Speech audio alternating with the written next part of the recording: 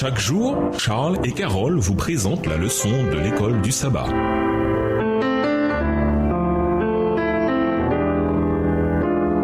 Bienvenue dans votre émission. Dieu nous parle. Nous voilà à la leçon de lundi. Impossible à renouveler. Comparez Hébreux 6, le verset 4 à 6, Matthieu 16, le verset 24, Romains 6, le verset 6, Galates 2, le verset 20, Galates 5, le verset 24 et Galates 6, le verset 14. Qu'indique cette comparaison sur ce que signifie crucifier Christ? Hébreux 6, les versets 4 à 6. Car il est impossible que ceux qui ont été une fois éclairés, qui ont goûté le don céleste, qui ont eu part au Saint-Esprit, qui ont goûté la bonne parole de Dieu et les puissances du siècle à venir, et qui sont tombés, soient encore renouvelés et amenés à la repentance, puisqu'ils crucifient pour leur part le Fils de Dieu et l'exposent à l'ignominie. Matthieu 16, verset 24. Alors Jésus dit à ses disciples, « Si quelqu'un veut venir après moi, qu'il renonce à lui-même, qu'il se charge de sa croix et qu'il me suive. » Romains 6, verset 6. Sachant que notre vieil homme a été crucifié avec lui, afin que le corps du péché fût détruit, pour que nous ne soyons plus esclaves du péché. Galates 2, le verset 20. J'ai été crucifié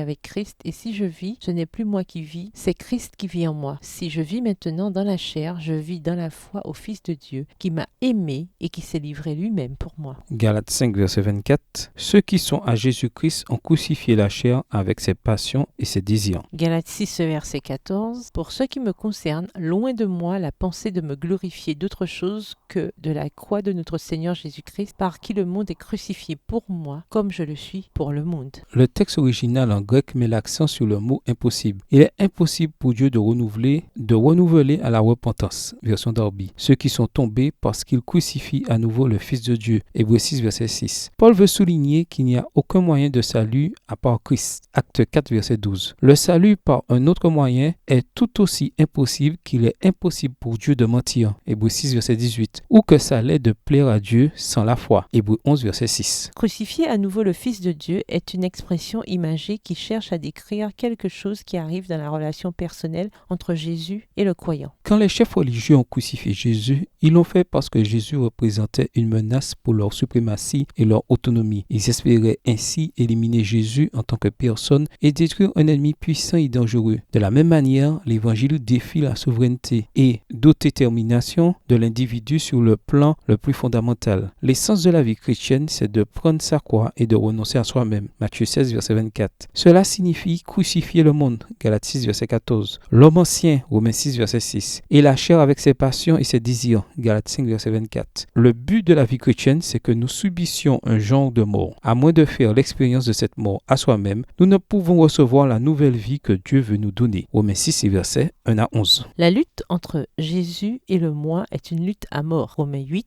les versets 7 et 8, Galates 5, le verset 17. C'est un combat difficile qui ne se gagne pas immédiatement. Ce passage ne parle pas de celui qui chute parfois dans cette bataille contre l'homme ancien et la chair. Ce péché renvoie à celui qui, après avoir connu le salut authentique et ce qu'il implique, Hébreux 6, les versets 4 et 5, décide que Jésus est une menace pour la vie qu'il a envie de mener et qui entreprend de tuer la relation qu'il entretient avec lui. Autrement dit, tant que la personne ne choisit pas de se détourner complètement de Christ, l'espoir de salut demeure. Que signifie mourir à soi-même? Prendre la croix. Pour vous, qu'avez-vous le plus de mal à abandonner à la domination de Christ? Au revoir. Et à demain si Dieu veut.